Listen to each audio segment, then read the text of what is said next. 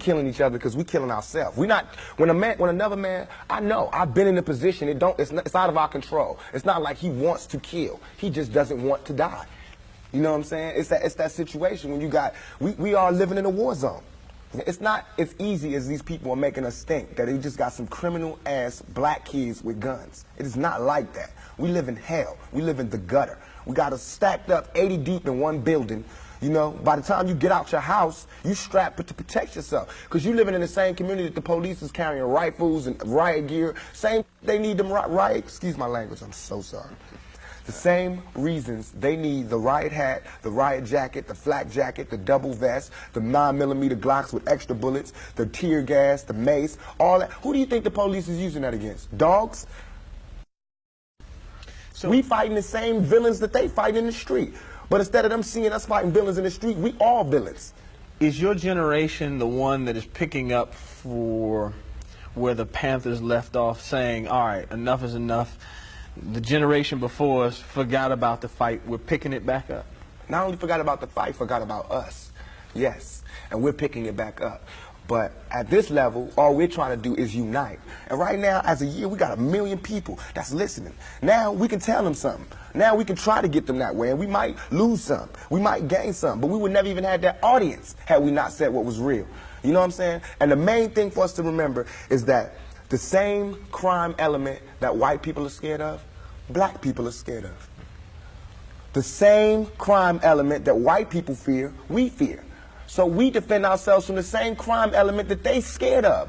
You know what I'm saying? While they waiting for legislation to pass and everything, we next door to the killer. We next door to him, you know, because we up in the projects where it's 80 in the building. All them killers that they letting out, they right there in that building. But it's better, just because we black, we get along with the killers or something? We get along with the rapists because we black and we from the same hood? What is that? We need protection too. Finally, I want to ask you about something that someone else asked you in the interview, and I thought the answer was interesting because I think it speaks to you and your generation a lot. Someone said, where do you see Tupac 10 years from now? You said, hey, I just want to be alive. That's real for you. That's so real. I made a metamorphosis. I'm a new person today because I used to strongly and honestly, I feel like I could represent my generation so much because I honestly did not care whether I lived or died. But now, I cannot die with people thinking I'm a rapist or a criminal. I can't leave until this is straight.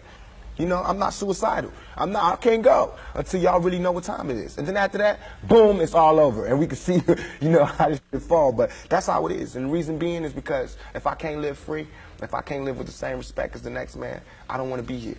Because God has cursed me to see what life should be like.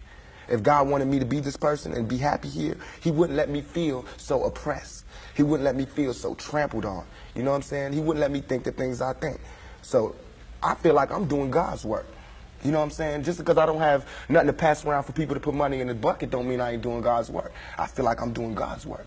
You know what I'm saying? Because these ghetto kids ain't God's children. And I don't see no missionaries coming through there. You know what I'm saying? So I'm doing God's work. While Reverend Jackson do his up in the middle class and he go to the White House and have dinner and pray over the president, I'm up in the hood, you know what I'm saying, doing my work with my folks. And just because I don't live there don't mean I don't go there. I got to go there because I can't hang nowhere else.